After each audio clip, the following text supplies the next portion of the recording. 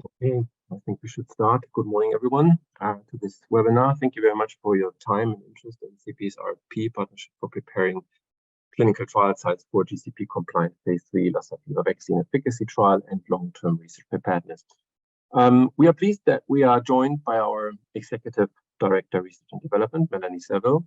She's joining us today at only very limited time, so without any further delay, I would like to directly hand over to her to give a short introduction. Welcome to everybody. Mel, thanks for joining. Thank you very much, Christof, and very pleased to join you here today. We thought it would be really important to have some Q&A sessions for this request for proposal on clinical site readiness.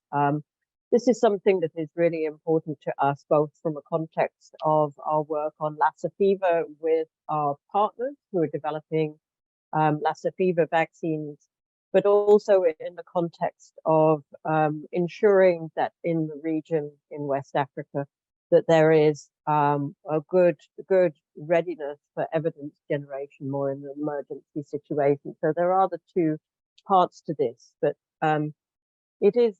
Lassa is something that is one of our priority pathogens, specifically in CEPI. So, and we are aiming to move Lassa candidates close to licensure in what we call CEPI 2.0, so in the time frame of up to 2026.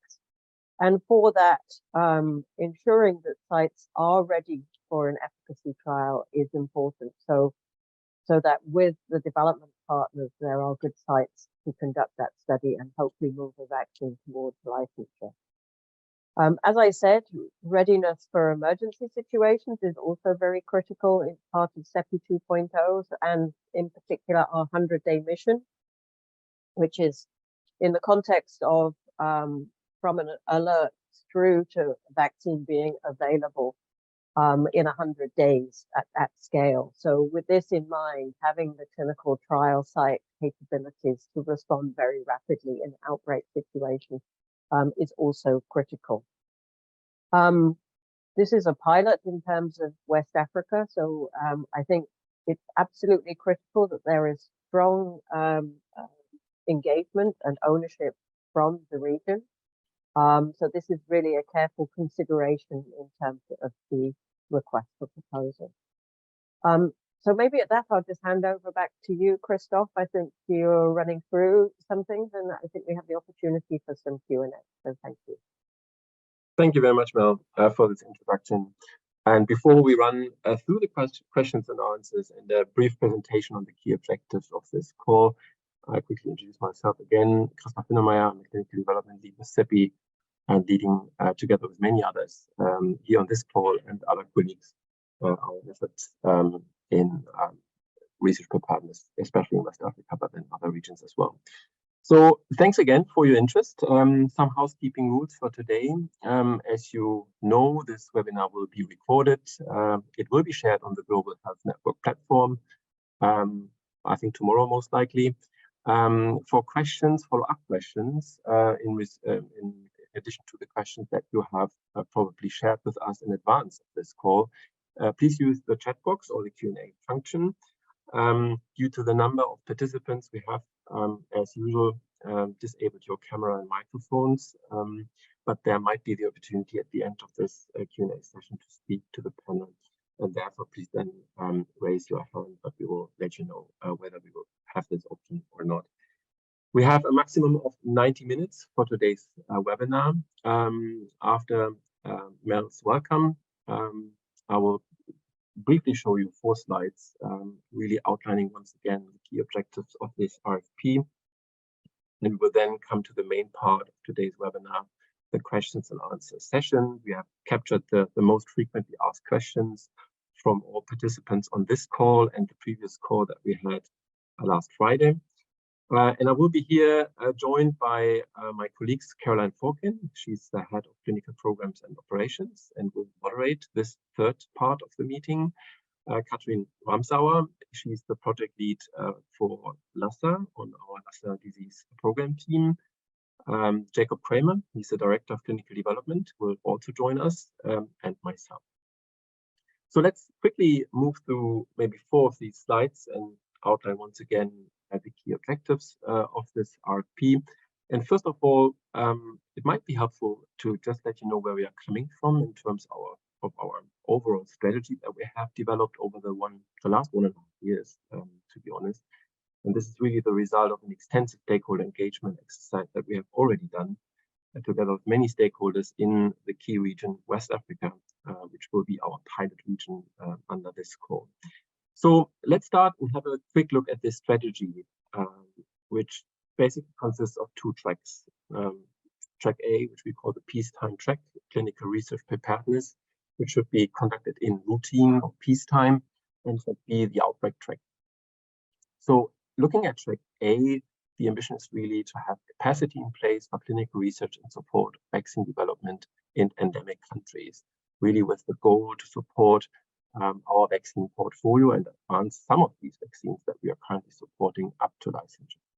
Whereas track B, on the right-hand side of this table, there the ambition is really to have clinical trial infrastructure, procedures, and governance in the region, in those endemic regions in place and sustained over time, to have those efficient procedures in place to then quickly generate evidence in response to health emergencies wherever and whenever they occur in the future.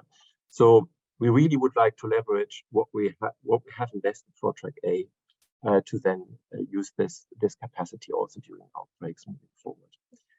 So the goal for track B is obviously that we directly support CEPI's 100 days mission.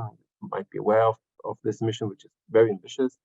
The eventual and ideal case would be really that we have a warm-based clinical infrastructure in place that we can utilize, but also the respective procedures and the governance that is needed in those cases. For both of these tracks, and this is obviously quite holistic strategy, we will need a multi-level and multi-field approach, because there is not one concept that fits all. You can see in this quite simplified figure at the bottom of the slide that West Africa will be our pilot region. We will start there because we obviously are supporting some Lassa fever vaccine candidates.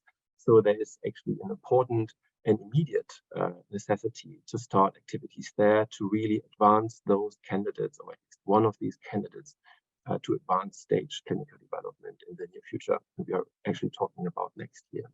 We hope that we can learn a lot from West Africa, from our strategy that we will develop together with a technical coordinating partner that we would like to onboard through this RFP, and then transfer those lessons learned to other key regions, really looking into other key disease, priority diseases that we are looking into at CEPI. One of these next subsequent regions could be East Africa, but we're obviously also dealing with Nipah and regions such like South Asia. We can move on to the next slide. So this is really the essence of this call, and this RFP for clinical research preparedness and long-term evidence generation readiness is really looking into West Africa, as you know, and the objective is to onboard a consortium which is led by a technical coordinating partner that should really submit this application as the lead applicant to support us in 2 areas. As said, track A in this regard for Lassa, for West Africa, would mean that we prepare clinical trial sites and facilities in those Lassa endemic countries in West Africa for the GCP-compliant conduct of phase 3 Lassa fever vaccine efficacy trial, which should ideally start in 2024. So late next year, to be able to capture the Lassa fever season 24-25, and then most likely also the subsequent Lassa fever season in 25-26. For track B, that would also mean that we would like to work with the same consortium and the same technical coordinating partner to best leverage on what we have invested for track A on track B evidence generation readiness, and really engage with stakeholders in the region and implement a still to be developed concept to prepare and sustain a number of clinical trial sites in West Africa to then rapidly respond to future health emergencies. And this is obviously not only focused on clinical trial sites, but also respective procedures, respective infrastructure, training of health personnel, and so on and so forth. These two tracks have obviously a very different timeline. Track A is really something that is urgent and important. Track B is also very important, but maybe less urgent. So we will have a different timeline here, and we expect from the technical coordinating partner that the partner works on both of these tracks accordingly. You can see what we expect in terms of the consortium. As I already mentioned, we would expect the TCP to lead this consortium. The TCP must be a legal entity to be able to sign contracts, with subcontractors and sub-awardees under this RFP. And we would also actually expect that the TCP already comes up with consortium partners in the region. As you all know, we expect the TCP to have a very strong local footprint. So we expect that the TCP has worked in this region previously. It would be very good if the partner has worked on vaccine trials or therapeutics trials. And what is also important to mention is that CEPI reserves the right to ask the TCP to include other partners as far as we see the need or the necessity to include them into this consortium. Another important message, national authorities, governments, or public health agencies will be part of the wider consortium in any case, because we are very convinced that these partners will be needed and are key for success for both of these tracks moving forward. I think I will not go through the objectives for each of these tracks. You have seen the work package description as part of the RFP text. It's the Appendix C. You can have a look. Maybe just to say that a comprehensive stakeholder engagement exercise will be mandatory part of both of these tracks before any concept is drafted or can be drafted together with CEPI and other partners. So the inclusion of local stakeholders is really key for both of these tracks in this RFP. Next slide, please. And this is already my last slide, I guess. And obviously, during the last 1.5 years, we came up with many principles that we would like to apply moving forward to work with our partners. But I just wanted to show you these four, which I think are really the most important ones. We have to sustain our investments. The ambition is clearly that we would like to bridge from routine clinical trials to long-term preparedness. It's really reflected by these two tracks. We have and must maximize synergies. So we are currently aligning with funders. We have aligned over the last 1.5 years and other facilitators in the ecosystem, and will constantly explore opportunities for co-funding, for example. We obviously have to promote local guidance. This is one of the key principles that we need to apply or want to apply. We will involve all relevant regional stakeholders and would like to ensure local ownership and guidance. These concepts must be built in West Africa and must be owned by West African countries in the end.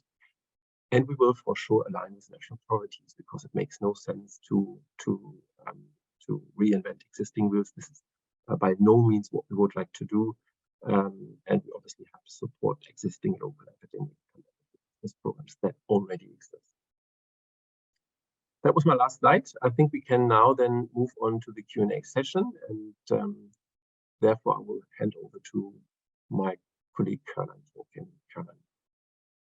Great, thanks, Christof. And if we can go on to the next slide, please. So, as Christof mentioned at the outset, we have received quite a number of questions in advance, which was great because it gave us then a sense of where the most important areas are for clarification during this session. So they have largely fell into 5 main categories, I guess, which we'll work through on the slides, and then a 6th category, which is kind of more general questions around maybe some of the administrative questions around the RFP, but also equally important in terms of next steps for applicants. So the main bulk of questions fell under the scope of the RFP, as one would expect. So we've grouped them into 6 main questions. So the first 3 questions here, I think, Christof, you may be best placed to address these. The first one is more of a general question in terms of whether one can apply for one or both tracks, and then the following 2 questions are more detailed around specific scope for track A and then track B. So if you could work down through those, please, that would be great. Sure, thanks.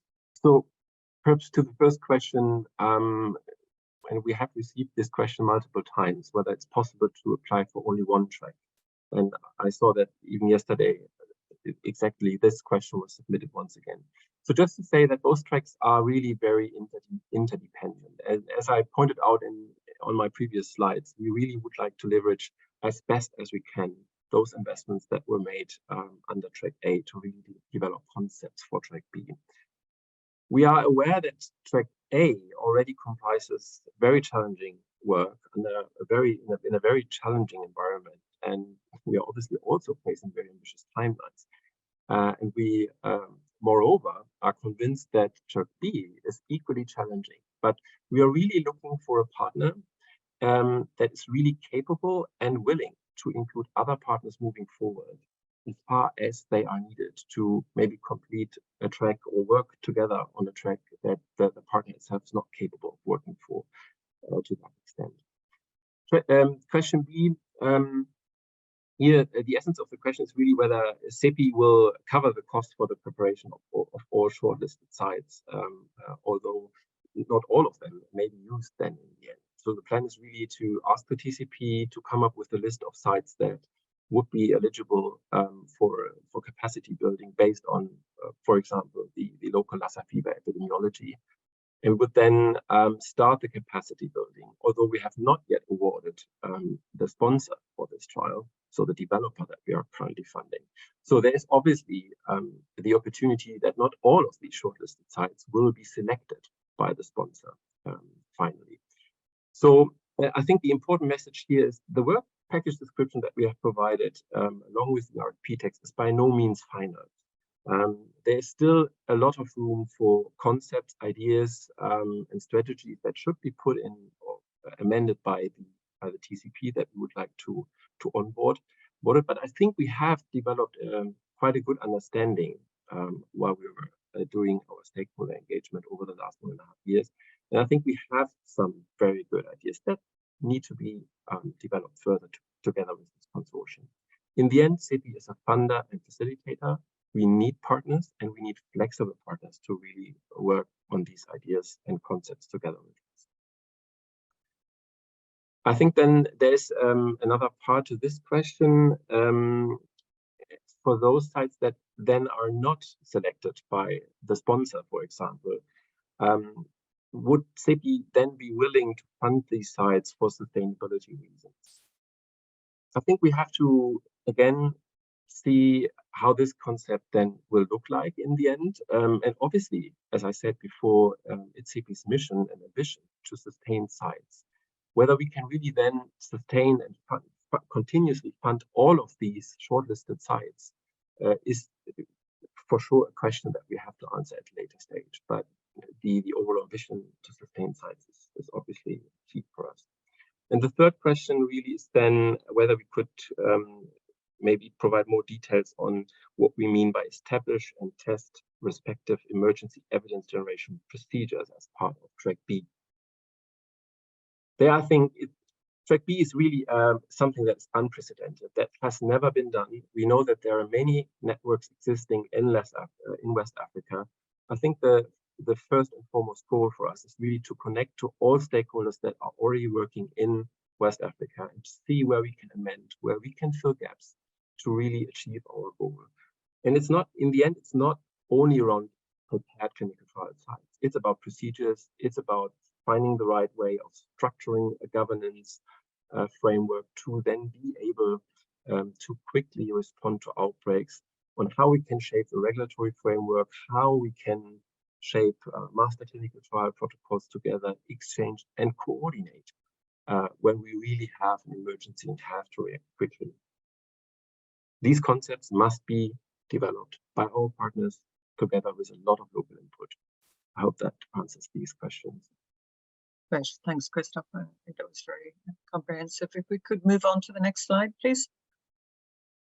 So these slides, I think, Jakob, we will turn over to you. There's a mixture of topics here, some of them looking more into the future. rather than the immediate scope. So working down through post-licensure pharmacovigilance, then how we will share the work between the technical coordinating partner and the sponsor, which, as Christof mentioned, we have has yet to be identified, and then whether the tailoring of master clinical trial protocols is part of this scope. So over to you, Jakob. Thank you very much, Caroline, and I hope we can hear me well. So I think I would like to take this question number 4 as an opportunity to say that CEPI is looking into a series of activities in support of our rapid response mission, 100-day mission to provide vaccines much earlier compared to the past. And that includes, for example, a central lab initiative where we set up standardized procedures in selected laboratories, currently evaluating laboratories in Africa, for example, several laboratories already established in Asia and in North America and Europe. We look into pharmacovigilance activities, active, passive safety surveillance, including background incidence rates for some of our priority pathogens, but also platform vaccines or vaccine platforms. So there is a lot of elements that we are also working on that need to be integrated eventually, but they're not part of this particular call. I would like to underline that the track A and track B mentioned by Christof is really an operational work, not to be underestimated. This is really unprecedented, not only to set up procedures rather than sites as well, site networks, but it's also about procedures to accelerate evidence generation in future outbreaks and using routine clinical research, CEPI funded or not, in that region at the same time to sustain that infrastructure over time. Additional activities like pharmacovigilance is not part of this, but should, as I said, be integrated. So we really hope for the consortium that we onboard to connect with other activities, with other partners inside and outside CEPI to take this forward. The next question, can CEPI elaborate a bit further on how the work will be shared between this consortium, or in particular the lead applicant, the technical coordinating partner, and the yet to be awarded Lassa phase 3 vaccine trial sponsor? We will hear more about the Lassa program and where we stand from our Lassa coordinator, Katrin Ramsauer, shortly. But just to say that, again, this particular call is certainly supporting a future Lassa phase 3 program, and we have selected West Africa as a first pilot region to establish this concept, to develop this concept further. But the actual trial conduct or activities that relate directly to the vaccine efficacy trial are not included in this call. If there is a functioning consortium in place, if there's a good network and connections with local stakeholders, if there are regional partners that know the region, that have a good and local footprint in that region, it of course makes sense to connect this consortium with a future phase 3 trial sponsor. And there's certainly openness, and we would certainly like to connect the consortium with the vaccine developers, but certainly with the developer that has been chosen to sponsor that phase 3 program. But again, as said, the actual conduct, at least, is not to be included in this particular RFP. Master trial protocols, track A, track B, both tracks. So as said, this focuses on the operational aspects to set up infrastructure and procedures to initiate and conduct clinical research as quickly as possible in future emergency situations. And West Africa is not only endemic to Lassa, which is one of CEPI's priority pathogen programs, but it has also seen outbreaks over the past years, including Marburg cases, a very large Ebola outbreak, and other pathogens that CEPI is currently investing in. So we will look into outbreak-tailored scientific evidence generation strategies as well. It is the idea to develop scenario, pathogen, vaccine platform-specific master trial protocols. And again, what we have in mind is to connect these activities. We would really like this consortium, not just from a scientific contribution, but certainly also from a perspective, from a regional, from a local perspective, to help us understand and incorporate aspects, operational aspects that are relevant, including, relevant authorities, stakeholders, experts in the field, clinical research sites. So we would like to connect this and get input into those activities. Again, the actual development of scenario-specific master trial protocols is not part of this particular program. Particularly the phase 3 Lassa vaccine efficacy trial protocol is currently being developed by the developers in collaboration with CEPI. But again, the way we see this, and I think this relates to all of these three questions, it's really to take the C in CEPI very seriously in building a coalition together with this consortium in a strong regional and local footprint to connect all these pieces that are in the end required to not only start and generate evidence in future emergencies, but also to do so in a very rapid but high quality manner. So this will take years. It is a start, but it really focuses on the operational side of this particular more broader concept. Back to you, Katrin. Yeah, thanks, Jakob. And that's a nice segue into the next section. So if we could have the next slide, please. So at this point, we thought it would be good to touch on the range of questions that we got, which were more specifically directed towards the phase 3 vaccine efficacy trial, because it sort of follows on from some of the points that the questions that Jakob just answered with respect to the TCP vis-a-vis the yet to be identified trial sponsors. So I think, Katrin, you're best placed to address some of these questions. And again, Jakob has already touched on some of the elements of the first and second questions. But I think as the program lead, you can provide the participants with more granular detail. So over to you. Yeah, thank you, Caroline, and happy to give some context of how our portfolio of developing partners and vaccine candidates fits into the scope of the RFP.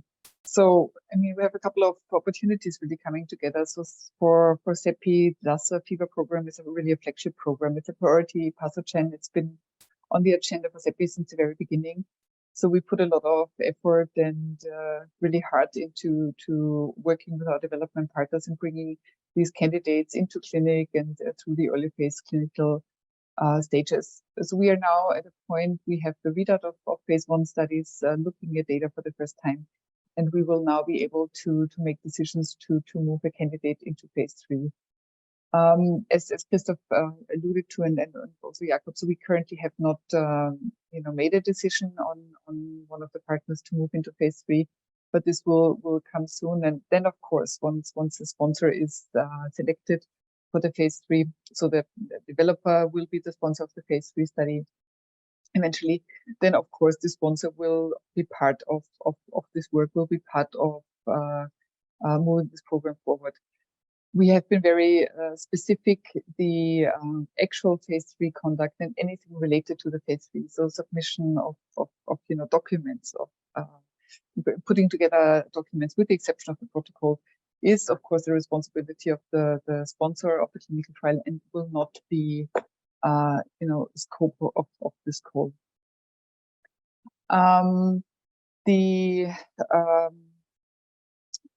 So we are currently, as Jakob said, we are currently looking at developing a protocol and putting some effort into this in collaboration with all the developers we currently have.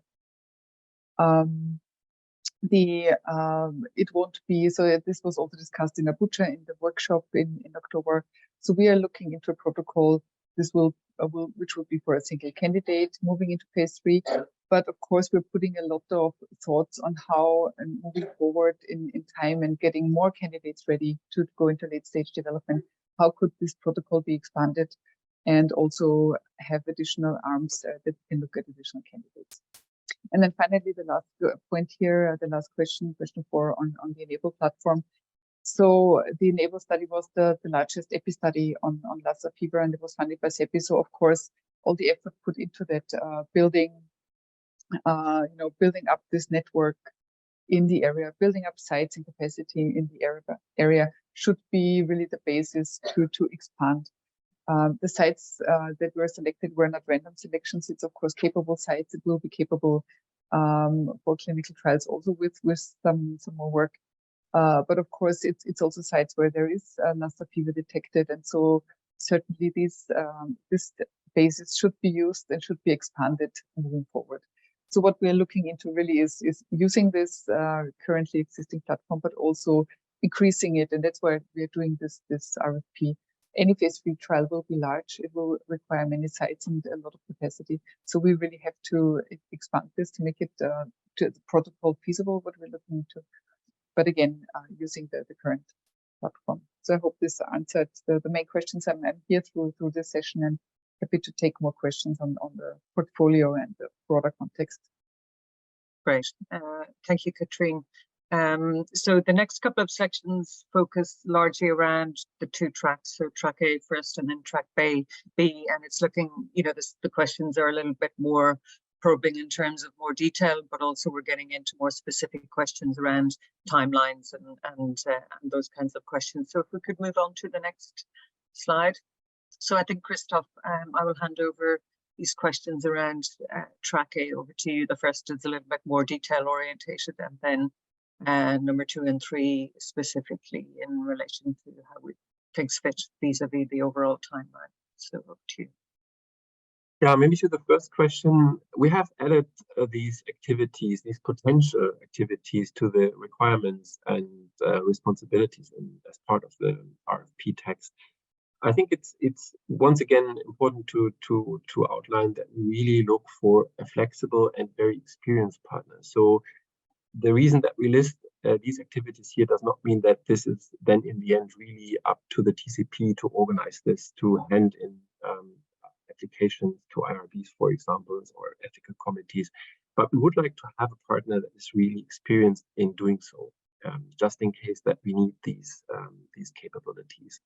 That said, I think it's important to mention once again, we obviously have not yet awarded a sponsor or developer for this phase 3 efficacy trial. It will be very crucial moving forward to have a proper handover process and really connect both of these entities as soon as possible. So we really hope that we can establish a very close connection between the TCP and the sponsor as soon as we have awarded this developer then for the phase 3 trial.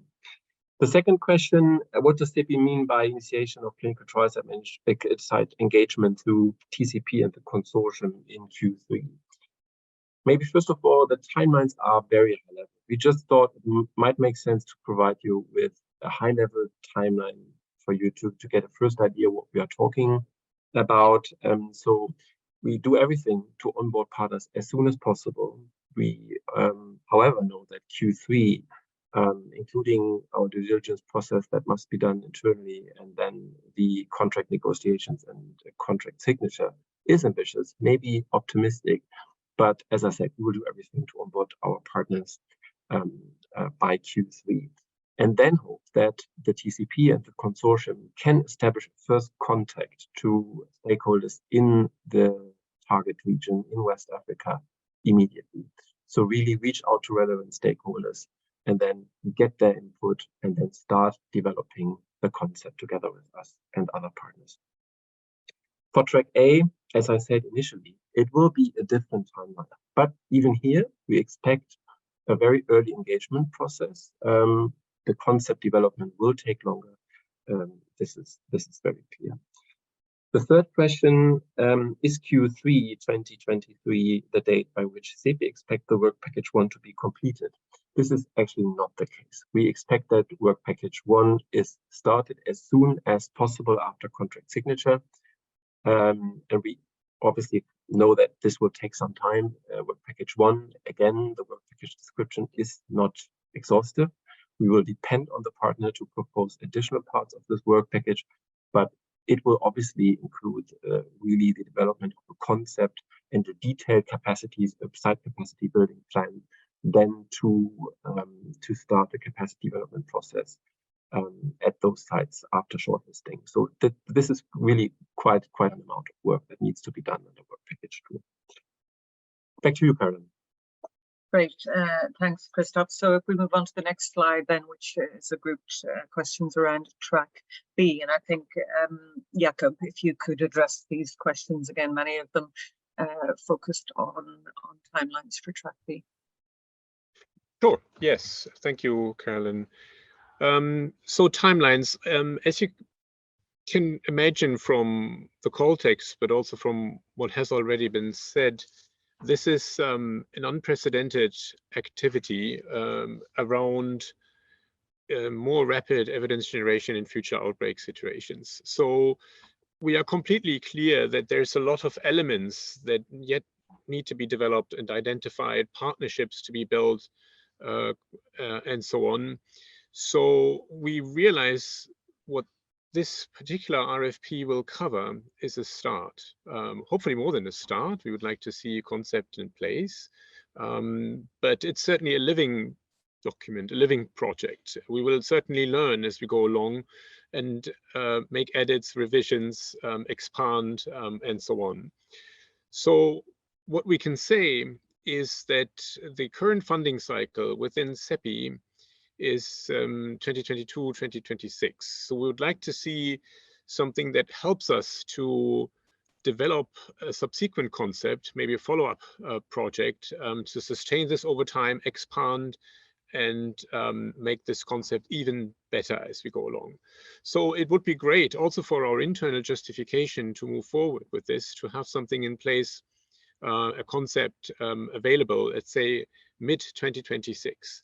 But we did specifically not provide any concrete timelines, neither for the whole project within the year of 2026, nor for specific work packages. We have some ideas on, what this entire concept would entail. We as said, see track A and track B really as two sides of the same coin, which is, as Christof said, which is why it's difficult to separate applications for track A from track B.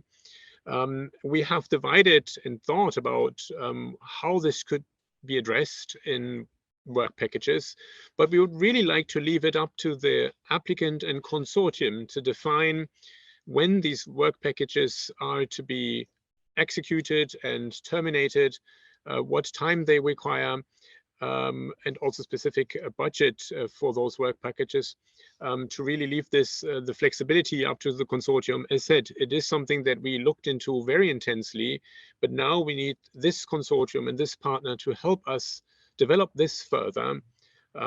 With us, we will certainly support with other stakeholders to sit around the table to help. This is not the intention to create an exclusive club or close something once and for all.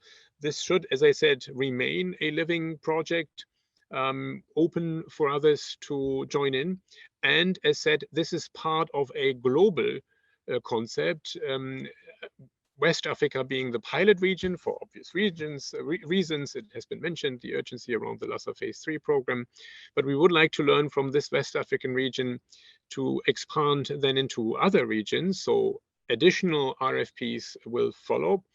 But we would like to see proposals also around timelines and so on from the applicants within this frame that I tried to describe. The last question, this live fire exercise for track B. So as I mentioned, West Africa has seen outbreaks caused by pathogens that CEPI has listed as priority pathogens, or the WHO Blueprint Group has listed as priority pathogens, including but not limited to filoviruses, but also other pathogens. So we are currently developing scenarios, how to rapidly generate evidence, not just for a certain vaccine platform technology, but also for a certain outbreak in a certain region with certain outbreak characteristics. One of those scenarios we would then in the end like to select to go through such a live fire exercise for what has been established through this work over the next years. Let me say the intention is not to test the consortium or to come up to, with a certain result based on which, we'll decide how to move forward. This is really to see where do we stand in 2026? Will this function? Where are the gaps? It's really to help us develop a subsequent activity that should follow from this project. I think from reading the call text, it becomes very clear that this is really a multi-year, a long-term project, and cannot be finished by 2026. So the intention is to finish this phase of the establishment and the initiation of this concept by doing a joint live fire exercise with the consortium, with others, with local stakeholders, with other partners, and then to see how to move forward. The scenario is still under construction. We couldn't say much more about this, but that's really how this comes in. Back to you, Katrin. Yeah, thanks, Jakob. So that brings us to the fifth section of the kind of substantive focused questions that we received, and this is around TCP characteristics and partner selections. We'll have 2 slides of questions around this. So I think, Christof, if you could address the first question, and this is a number of questions rolled up into one, but focusing really on the kind of the legal entity of the TCP and what then the consortium partners would look like around all of that, and what point in time those partners can or should be selected. So over to you. Thanks. Yeah, and indeed, and really the background whether Work Package 1 and 3 could serve as the basis for the decision which partners should be chosen for the consortium moving forward. Let me maybe reiterate once again, this RFP is open to everyone. We would welcome applications from all entities that are really fulfilling our eligibility criteria. We'll check them for eligibility and then forward those applications that are eligible in a peer-reviewed process, in a peer review, and then after that, subsequently, the most promising applications in the DD process. But we are looking really for experienced partners, for partners that have a very good local footprint. So what we actually would expect is that the TCP would propose a consortium based on the history of this organization in working in West Africa. So we would actually assume that there are already 1, 2, or multiple trustful partners that the TCP has worked with in the past that would also form this consortium. That does not exclude us or others to add other partners or maybe to rearrange the consortium at additional partners after completion of Work Package 1 and 3. Another important point, I think, is really we should not confuse this site shortlisting process. We will obviously ask the TCP and the consortium to shortlist sites as part of Work Package 1. And these sites then, in the end, will form something like a trial consortium. So that must be really seen separate from the consortium that we are now looking for. For Track B, it will be necessary to develop a concept to really ensure emergency evidence generation readiness for West Africa, also for those countries that are not endemic for Lassa fever, as Jakob pointed out previously. This is all work in progress. We have very preliminary thoughts on how this could look like, but the TCP should really be the one proposing efficient and sustainable solutions to CEPI, and it should be not on us guiding this process. The highest priority, I think I mentioned that before multiple times, is really that this all is aligned with governments and local partners. Caroline and myself, we just attended a conference of the African CTC last week in Cape Town, and it's really a fact that is not debatable. These concepts must not only be aligned with governments, they must be owned by governments and really endorsed by all relevant parties in those countries. Otherwise, I think there is very little likelihood for success. To the last question, whether it's CEPI's expectations that the TCP will identify a CRO to work on work package 1 and 3. These are maybe not the work package that we are really thinking of a CRO to be included in the first place, but they could play a role, of course. A CRO will be then really needed for the subsequent work packages and really for the capacity building processes that must be implemented at those shortlisted sites in work package 2, for example. But the CRO will be of help, especially a regional CRO, which is experienced in partnering with sites in West Africa. So I think with that, Yeah, great. Thanks, Christof. And if we could go on to the next slide, please, the second set of questions around this topic. So, Jakob, I think over to you on this one, and there's a number of questions here that follow on from the last question Christof answered with respect to a CRO, but also it overlaps then on what we're allude to in the RFP as a global service provider. So maybe some clarity in the first couple of questions around that distinction. Yeah, thank you. So the actual phase 3 vaccine efficacy trial will, of course, require partners, the sponsor, but additional partners, including site network, regional authorities, and a CRO, which is lies in the responsibility of the sponsor eventually. Of course, if as I said before, if there's a consortium that establishes a site network and is, you know, very promising, has a really good footprint, is working together very well, I would guess there's a good chance of adopting an active role in that phase 3 program as well. But as we need to mention this repeatedly, the responsibility lies with the sponsor in the end. And this particular RFP does not include anything around the actual conduct of that phase 3 vaccine efficacy trial. I would like to mention again that this is to be seen as part of a more global concept. It becomes very clear if you look at different outbreak pathogens that they cause different outbreaks in different regions and require a lot of tailored preparatory work to tackle these outbreaks specifically in future.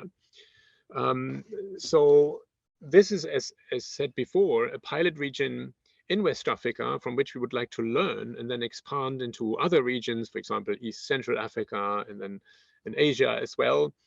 And it becomes clear that some elements in such a global rapid response or rapid evidence generation strategy requires some harmonized procedures as well that are the same across different regions. You can think of data management, quality assurance activities, maybe some innovative research or innovative clinical research elements.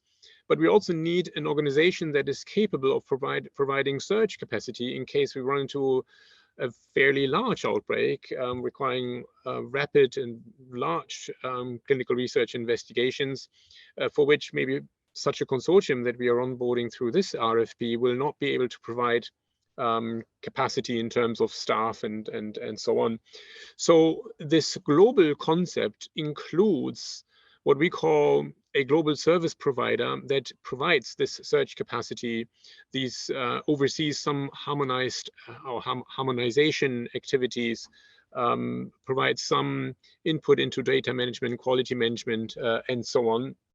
And again, the plan is to search for such a global service provider in a second activity. So that role, that global role, is again not part of this particular RFP. We mentioned it in the RFP to indicate that you know, what we have in mind, what we have discussed as a global concept. And again, everyone that kind of, you know, takes a seat around the table within this C, the Coalition for Epidemic Preparedness Innovations, as we call ourselves, should be connected with other activities. This should remain open for other organizations to come in later, and so on. So this is why we described the concept further beyond what is covered by this particular RFP. I think I also explained the next question with that answer. So it's really to onboard partners. CEPI is in the end a funder, and yes, also a facilitator. We deep dive into operational and strategic aspects and scientific aspects as well, together with partners. But it is not our intention to own or drive or coordinate all of this. It's really just to bring these organizations together and facilitate these partnerships, fund these partnerships in support of early and rapid evidence generation strategies. And this is how such a global CRO partner is to be seen as well. We, and again, and it's a good opportunity to underline once again what we'd like to achieve with this particular RFP, and that is to build a strong partnership with a really strong local footprint in that region. And the role for global CRO will be a different one. We do not necessarily see a global CRO to step into regional, you know, activities and kind of take the driver's seat in the activities there. Question number 4, presumably CEPI is interested in continuing to utilize and expand the knowledge based on regional footprint already established as part of the Enable platform. Given this, can you please explain the vision behind requesting that a global partner be named in the proposal? So what is meant by the Enable platform is CEPI's Lassa epidemiology program in several West African countries. We would like this Enable EPI program to look into Lassa incidents had 2 objectives. One, to, of course, look into the Lassa fever epidemiology in West Africa and help inform the planning for phase 3 vaccine efficacy trial. But the second objective, which is important also for this particular RFP, is to build capacity in support of future phase 3 clinical trial activities. So it is the intention to include the capacity that has been built in clinical research sites in 5 West African countries to also follow up and be included in a phase 3 program. And again, we mentioned the global CRO partner for the context I gave. It is not expected necessarily I mean, this call is open to really everyone and every organization that feels suitable and eligible within the requirements formulated in the RFP. But it is not it's not mandatory to include a global CRO as a partner in this particular consortium. Can you please confirm that the technical coordinating partner, so if you will, the lead applicant of the consortium, must have a legal status and track record of sponsoring clinical trials? Clearly, yes. CEPI has been asked in the past if we could sponsor clinical trials in response to outbreaks, including Ebola outbreaks, for example. And since CEPI is a funder and facilitator, and sponsoring and actually conducting clinical research is not within our scope and activities, we have decided that we have explored this and we cannot adopt a sponsor role.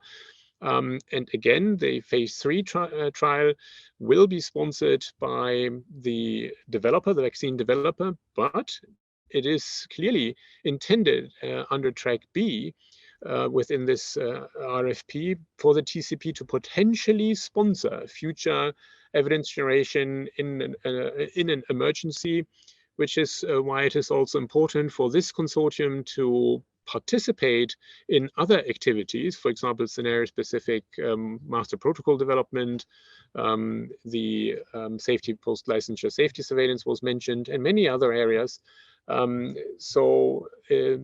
This consortium should offer the possibility to sponsor this type of research in future, which is why we see the TCP to show a track record of vaccine clinical trials, of advanced stage clinical trials, preferably in that region. Back to you, Katrin. Right. Thanks, Jakob. So that brings us to our last section, which, as I mentioned at the outset, is kind of more general, practical admin-related questions with respect to the RFP content and process. So maybe over to you, Christof, to clarify the 4 questions on the slide. Yeah, thanks. Sure. I think we touched on the first question, and the reason why we only provided very high-level timelines that should be answered. Question 2, is the page limit 10 pages in total? We actually would like to ask you to really provide a concise proposal, really outlining your experiences in West Africa, your capabilities that you would expect according to the requirements and responsibilities that are listed in the RFP text.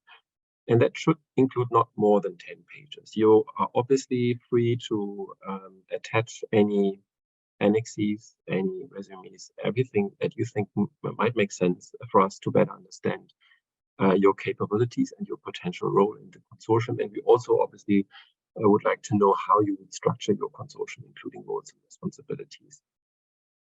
And we would obviously welcome any ideas on how you would implement the work in West Africa.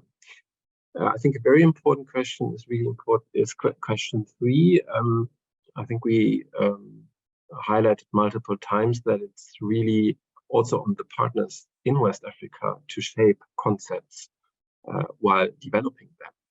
And having said that, it would be really a contradiction to ask you to come up with detailed proposals and on how you would envisage to work on all of these work packages, mainly now work package 1 and 3. So we are really asking the TCP and the consortium to describe their role, to describe their capabilities, their previous experience, really prove what they have done before.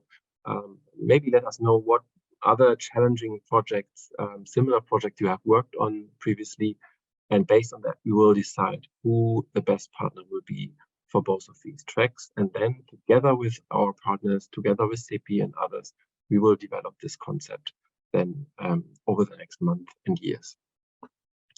And another question that was asked twice, I think, will this award be potentially shared? It's our preference to onboard this consortium.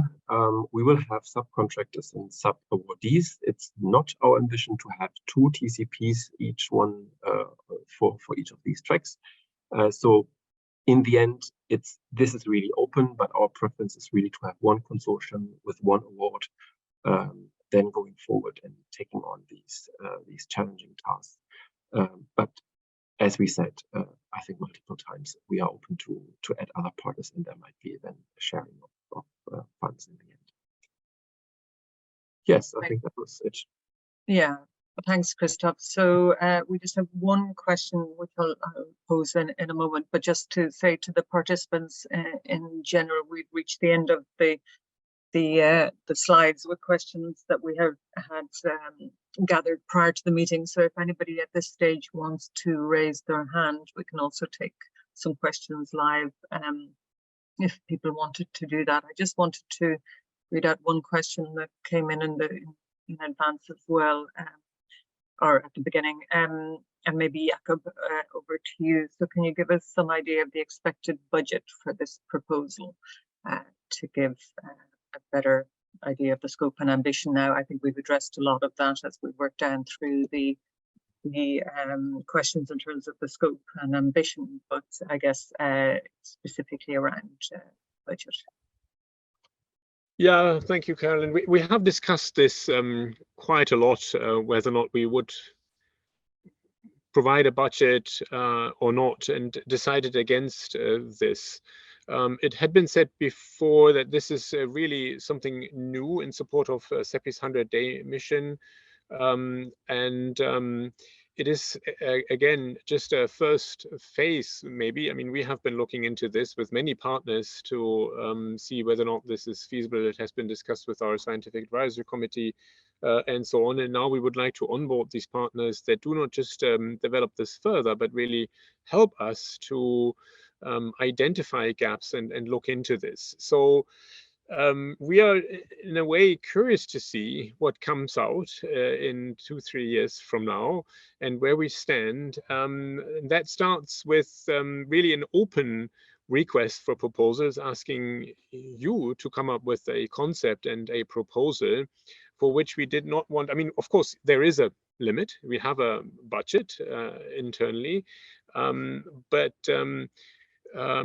we would like to see your proposals first, and we are very aware that whatever we fund initially now can only be a start and will hopefully open up for additional partners and will be revised as we go along, and then serves as a pilot region for other regions as mentioned. So let us know. This will be an ongoing procedure, an open process and a transparent process from our end. But for the reasons mentioned, we decided against really framing this in a certain budget at this point in time.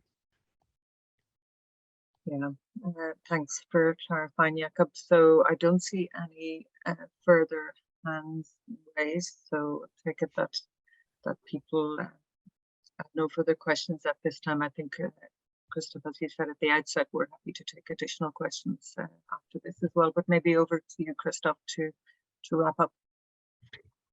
Yeah, thank you very much, Caroline and Jakob, as well as Katrin, for your input and support. I think if there are no more questions, we can actually close this session. Yeah. Sorry, yeah. Christof, I'm just thinking of one question. So this is the second webinar, again, in all openness and transparency that we perform, respecting, you know, kind of the Asian timeframe from our perspective. And one of the questions that arose in our previous last Friday call was whether national authorities can also or should also be part. Maybe that's another one that we should take forward.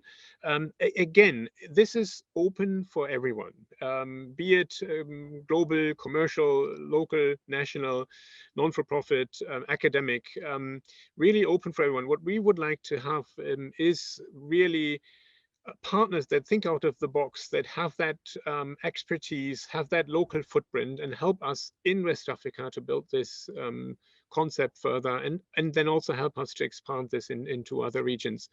National authorities will be part of this anyhow. So we would really like to see, as a kind of a first activity, for the consortium to pick up the phone, speak with all these countries in West Africa, ask what is already in place in terms of emergency procedures, rapid evidence generation strategies, clinical research, preparedness, and so on. And we do not want to build anything in parallel or extra or even against existing structures. This all should be harmonized and in line and in partnership with authorities. So authorities, whether or not they apply or become part of a consortium, which is also fine and possible, we do hope that they will be called and integrated in this concept and in this work moving forward anyhow. Back to you, Christof. No, thanks, Jakob. Very important point, obviously. And just to let you know, the recording of the session from Friday will be published as this session will be published on the TGHN Hub. We are also preparing a list of frequently asked questions and answers. This list will be published as well. So if there are no more questions, and I can't see any more, again, thank you very much for your interest in this RFP. Please do not hesitate to reach out to us via the email address that has been shown in the chat in case of further questions or the need for clarification. And otherwise, have a good day. Thanks a lot. Bye-bye.